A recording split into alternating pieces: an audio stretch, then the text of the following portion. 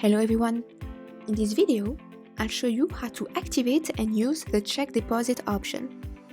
So the first thing you have to do is to activate the option.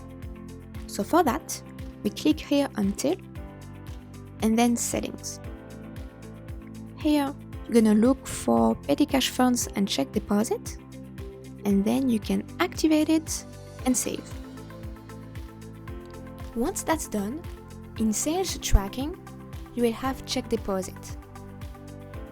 So here, we have all the check deposits we have already saved. To add a new one, just click here on Add a check deposit.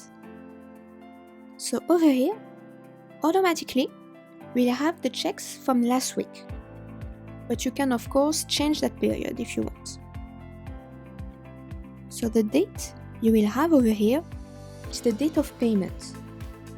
So the date you indicated for that payment when you created the receipt, and not the date when you created the receipt. So what this means is that if, for example, you accepted payment in installments with different dates for each check, then the software will select the check at the right date.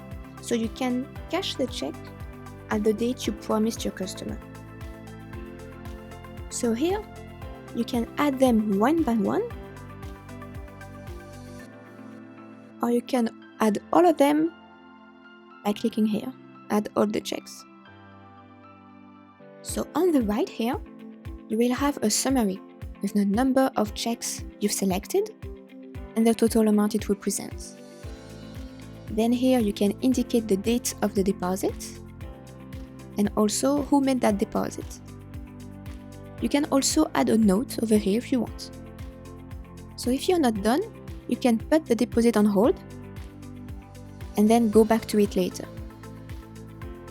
And finally, here you can validate your deposit. You can always click on it if you want to see what checks you cashed and when, also if you want to cancel it. So that's the end of our video. Thank you for watching and see you soon.